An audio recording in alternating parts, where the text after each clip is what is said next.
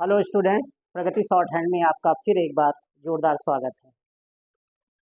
इससे पहले की वीडियो में हमने स्वर की चर्चा की थी और स्वर में हमने आपको पढ़ाया था गहरा बिंदु और गहरा डैश पढ़ाया था। आज की वीडियो में हम आपको हल्का बिंदु और हल्का डैश पढ़ाएंगे।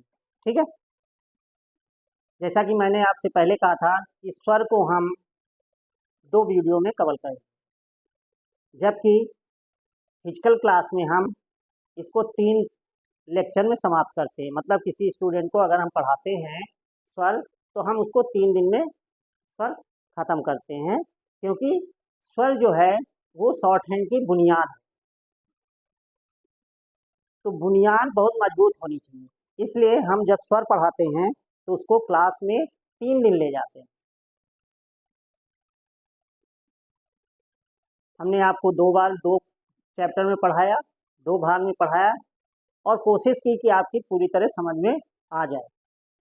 अगर आपको गहरा बिंदु और गहरा डैश समझ में आ गया है या इसमें कोई दिक्कत है, कोई चीज़ समझ में नहीं आ रही है, तो आप कमेंट करके हमसे पूछ सकते हैं, कॉल कर सकते हैं, कमेंट कर सकते हैं, मैसेज भेज सकते हैं और अपनी समस्या का समाधान प्राप्त कर सकते हैं।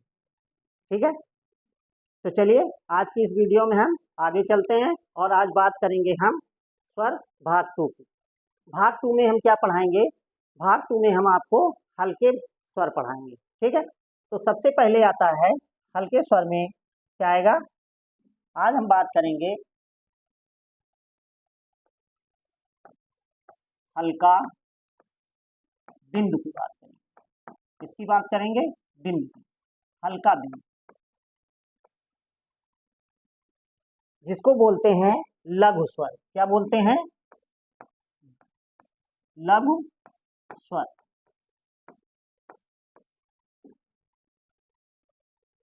हल्के बिंदु, हल्का बिंदु इसलिए बता रहे हैं क्योंकि हल्के से हम उसको लिखते हैं, हल्का लिखते हैं, और उसको बोलते क्या है?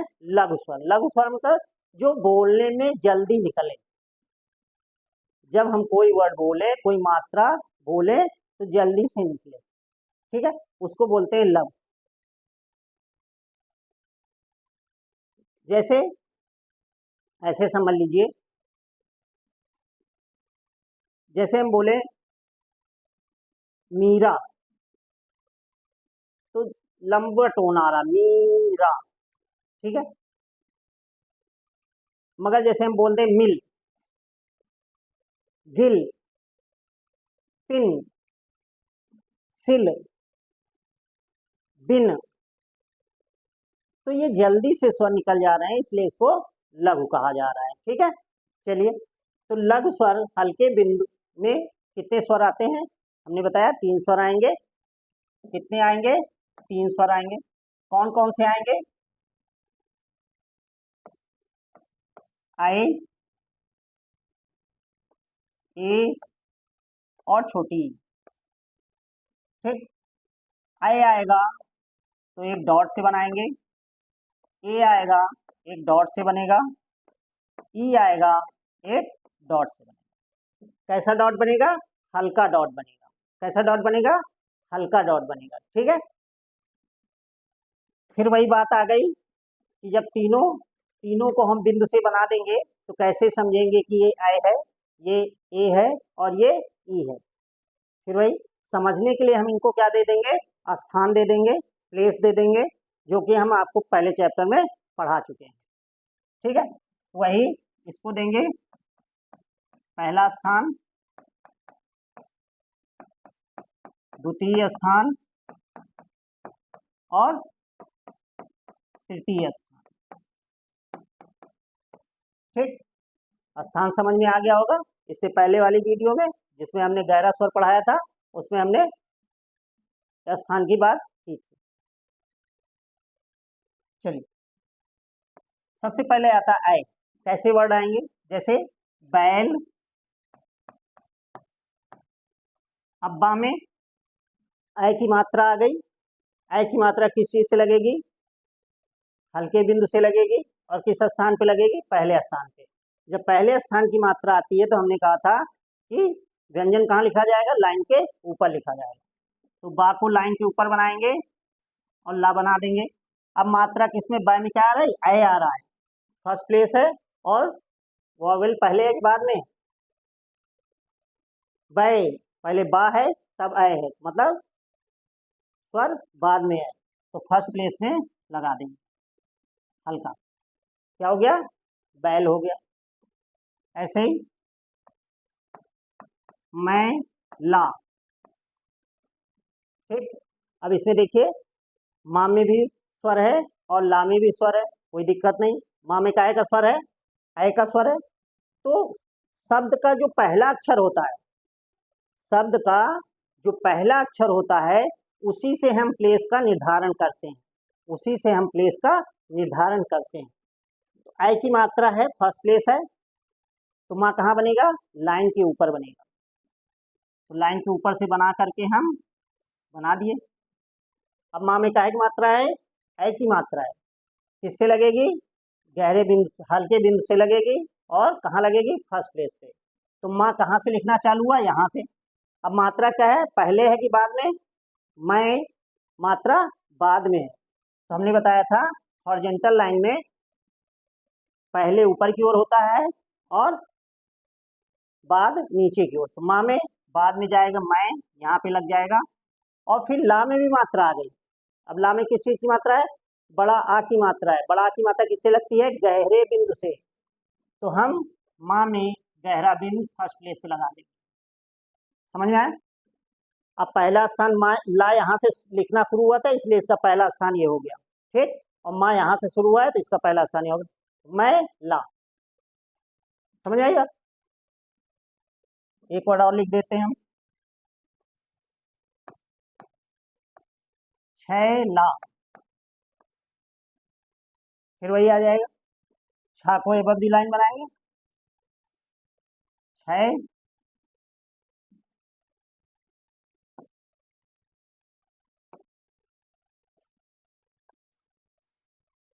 छै, और यहाँ पे ला, छै ला।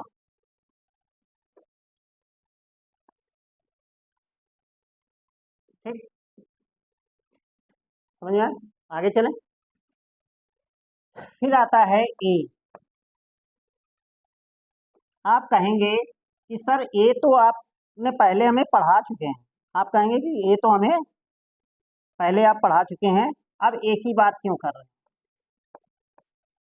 ना? आपके दिमाग में यही चल रहा होगा कि पहले वाले वीडियो में गहरे डैश में, गहरे बिंदु में हम आपको ए पढ़ा चुके हैं, तो आप ए की बात क्यों कर रहे हैं? तो आपकी जानकारी के लिए बता दें कि इंग्लिश के, अंग्रेजी के बहुत सारे शब्द, इंग्लिश के बहुत सारे शब्द हिंदी की तरह प्रयोग होते हैं। किस तरह प्रयोग होते हैं? हिंदी की तरह प्रयोग होते हैं। तो ये जो अंग्रेजी के शब्द हिंदी की तरह प्रयोग होते हैं, ये उनके लिए प्रयोग होगा। किसके लिए प्रयोग होगा? उन शब्दों के लिए। कैसे? जैसे आपसे हम पूछें अभी कि मेरे हाथ में क्या है, तो अधिकतर बच्चों का जवाब होगा कि पेन है। क्या है? पेन है। तो पेन जो शब्द है वो अंग्रेजी का शब्द है। किसका शब्द है? अंग्रेजी का शब्द है, हिंदी का नहीं। हिंदी में क्या है? कलम है, लेखनी है। मगर हर बच्चे की जुबान में या हर व्यक्ति की जुबान में एक ही शब्द आता है, पेन। तो पेन इंग्लिश वर्ड है, मगर यूज होता है हिंदी की तरह। ठीक है? किसी से, चाहे आप किसी भी शख्स से पूछेंगे तो कहेगा, फट से कहेगा पेन। तो पेन क्या है? इंग्लिश वर्ड है। तो पेन जब हम बोलते हैं तो उसमें देखिए जो स्वर आ रहा है वो हल्का स्वर आ रहा है, मतलब लघु स्वर आ रहा है, पेन जल्दी से निकल जा रहा है। तो ये उन अक्षरों के लिए, उन शब्दों के लिए है जो अंग्रेजी से आते हैं। जो शब्द अंग्रेजी से आते हैं उनके लिए। जैसे हमने लिखा पेन, क्या लिखा? पेन, पेन लिख दिया। पेन क्या है? इंग्लिश वर्ड है, मगर यूज कैसे हो रहा है? हिंदी की तरह। अब इनके लिए है, इसको हम ऐसे भी लिख देते हैं, एक मिनट।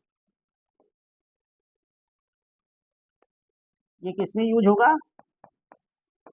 इंग्लिश से आए हुए शब्दों के साथ ये ए यूज होगा। ठीक, जैसे हमने लिख दिया पेन, लाइन पे चूंकि पा में सेकेंड प्लेस की मात्रा है इसलिए पा लाइन पे बनेगा और ना। ठीक, मेन,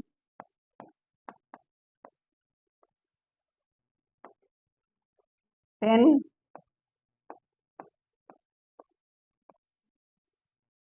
इस तरह, एग, इस तरह। ये सारे शब्द क्या हैं? इंग्लिश के हैं, तो ये सारे शब्द हिंदी में आ जाते हैं। ठीक है, फिर हम आगे बात करते हैं छोटी। छोटी हिंदी में इंग्लिश में दोनों में आ जाता है, कोई दिक्कत नहीं। जैसे हमने लिखा पिन। ठीक है, तो पा में छोटी की मात्रा है जब और थर्ड प्लेस की मात्रा है, मतलब तीसरे स्थान की मात्रा है, तो पा कहाँ बनेगा? व्यंजन रेखा लाइन काट के बनेगा। तो पा को लाइन काट के बनाएंगे और ना पूरा बना देंगे।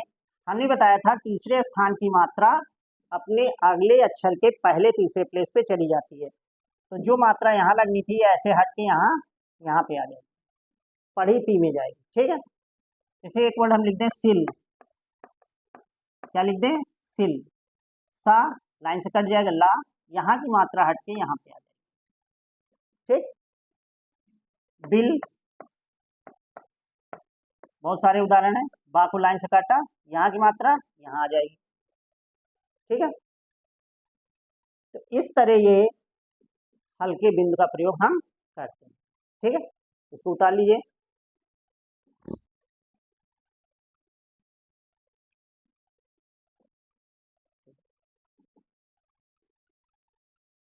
तो आगे चलें, इतना समझ में आ गया? चलिए आगे की ओर चलते हैं। आगे हम बात करेंगे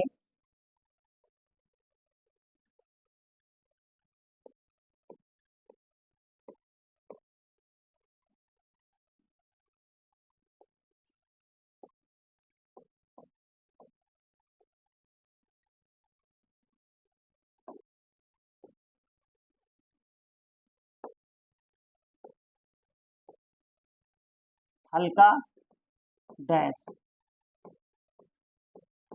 जिसको हम बोलेंगे,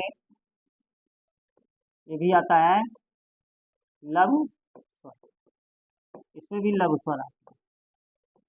किसके आएंगे? हल्का डैश के आएंगे। किसके डैश के आएंगे? हल्का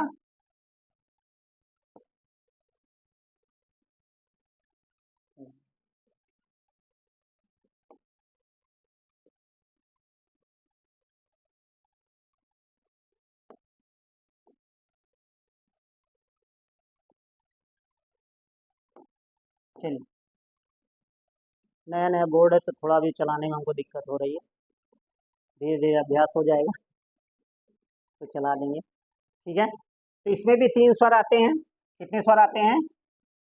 3 स्वर आते हैं। कौन कौन से स्वर आएंगे?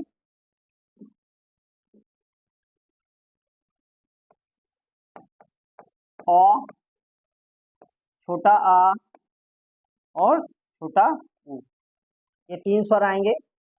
अ आएगा, एक डैश से बनाएंगे। छोटा आएगा, एक डैश से बनेगा। छोटा उ आएगा, एक डैश से बनेगा। फिर वही, जब तीनों डैश से बन रहे हैं कैसे समझेंगे? अ है, ए है, ई है, समझने के लिए हम क्या करेंगे? इनको स्थान दे देंगे। इसको प्रथम स्थान, इसको द्वितीय स्थान और इसको तृतीय स्थान। मैं आशा करता हूं कि आप लोगों को स्थान समझ में आ गया होगा।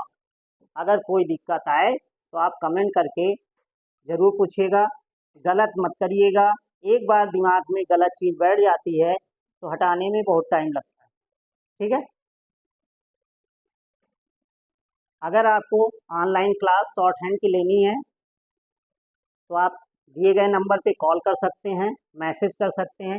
शॉर्ट हैंड से संबंधित किसी भी प्रकार की जानकारी आप ले सकते हैं। ठीक है, चलिए इसकी बात करते हैं। अ आ गया, फिर वही चीज़ देखिए, अ हिंदी में ये क्या है, अर्ध चांद है। हिंदी में ये जो आएगा ये भी अंग्रेजी शब्दों के साथ ही आएगा। ये जितना अ जो ये अ आता है, ये वाला जो अ आएगा वो हिंदी में कभी नहीं आएगा। हिंदी में क्या आता है, हिंदी में हमेशा जो आता है वो ये आता है, चांद के साथ बिंदी आती है, ये चांद के साथ बिंदी आई। इंग्लिश में केवल चांद आता है, बिंदी नहीं आती है। ठीक है, तो ये इसमें भी वही शब्द आएंगे जो इंग्लिश के शब्द अंग्रेजी के शब्द जो है हिंदी की तरह प्रयोग होते हैं, वो शब्द आएंगे। कैसे आएंगे, जैसे एक वर्ड हम लिखते हैं रॉड, लिख दिया। अब कितने लोग बताइए, अगर आपके सामने एक लोहे की छड़ पड़ी हो तो कितने लोग कहते हैं कि लोहे की छड़ पड़ी है? हमको लगता है मजदूर भी नहीं कहता होगा कि देखो लोहे की छड़ पड़ी है, वो भी बोलता होगा रॉड पड़ी है ना। तो कहने का मतलब है ये सब ऐसे शब्द हैं रोजमर्रा की जिंदगी के जो हिंदी की तरह हम उनका प्रयोग करते हैं, मगर लिखे अंग्रेजी में जाते हैं। जैसे रॉड, अब अ आ गया, अ किससे बनेगा, डैश से बनेगा, फर्स्ट प्लेस पे बनेगा। ठीक है, तो रॉ का हम लाइन के ऊपर बनाएंगे रा, और डी बना देंगे डा, और अ फर्स्ट प्लेस है तो फर्स्ट प्लेस पे अ लगा देंगे, क्या हो गया, रॉड। जैसे आएगा डॉग, क्या आता है, डॉग। डॉग भी आजकल बहुत प्रचलन में है, लोग बहुत शौक से डॉग पाल रहे हैं।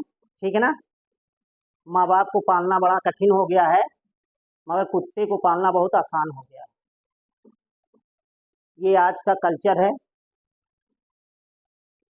कि लोग माँ बाप को नहीं पाल पा रहे हैं, मगर एक डॉगी को बहुत अच्छे से पाल ले रहे हैं। तो आप लोग भी अगर सफल हो जाएं तो जिंदगी में माँ बाप का साथ कभी मत छोड़िएगा।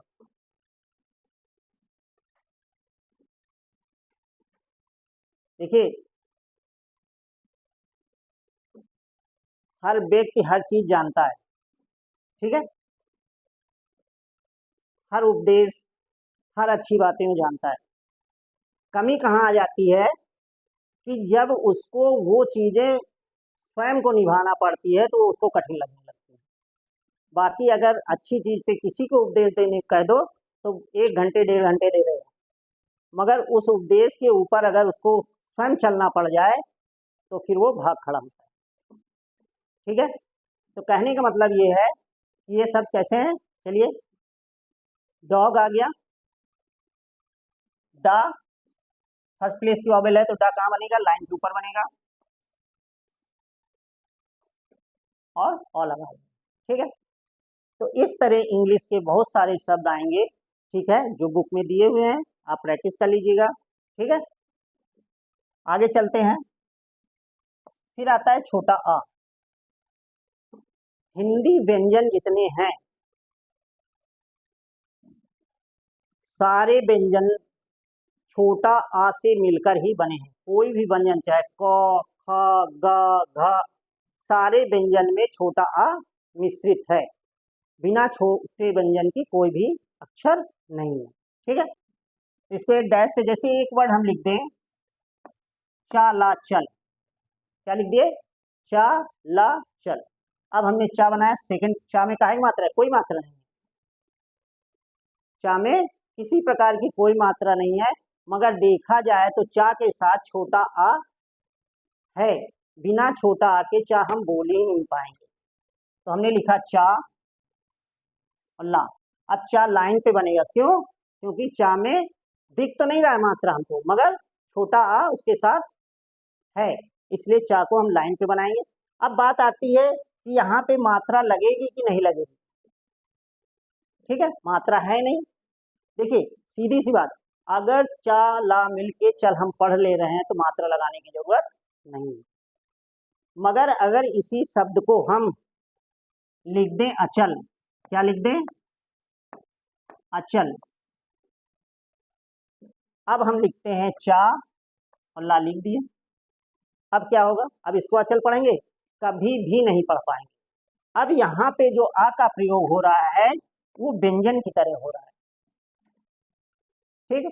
तो जब स्वर का प्रयोग व्यंजन की तरह होने लगे तो उसको लगाना मस्ट हो जाता है। अब यहाँ पे छोटा आ लगाना मस्ट है। जब तक आप छोटे आ की मात्रा नहीं लगाएंगे तब तक ये अचल कभी भी नहीं पढ़ पाएंगे। हो सकता है सेंटेंस बनाते समय आप सेंटेंस बना के पढ़ लें, मगर अगर ऐसे आपको कहीं दिख जाएगा तो आप कभी अचल नहीं पढ़ पाएंगे, चल पढ़ते रहेंगे, ठीक है। तो कहने का मतलब ये है, जब किसी शब्द की शुरुआत स्वर से हो जाए तो स्वर का लगाना बहुत जरूरी होता है। समझ में आई बात? आगे चलें। फिर हम आते हैं छोटा ऊ। छोटा ऊ किससे बनता है? हल्के डैश से बनता है। और किस स्थान पे बनता है? तीसरे स्थान पे बनता है, ठीक है। जैसे हमने लिखा पुल, क्या लिखा? पुल। पा में छोटे की मात्रा और ला, छोटे की मात्रा थर्ड प्लेस की मात्रा है, इसलिए पा को लाइन से काट देंगे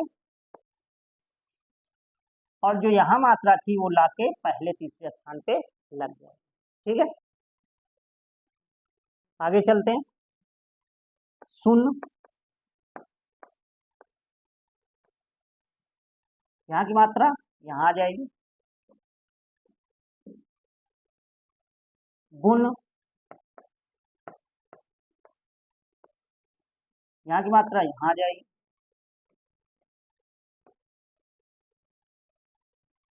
ठीक है, और कुछ लिख दें।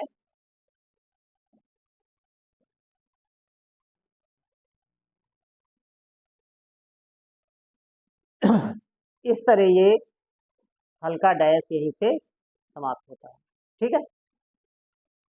आशा करता हूँ आप सभी को मात्राएं अच्छी तरीके से समझ में आ गई होंगी। अगर किसी प्रकार की कोई भी आपको शंका है, कोई भी डाउट है, तो आप तुरंत कमेंट करके पूछ सकते हैं, ठीक है।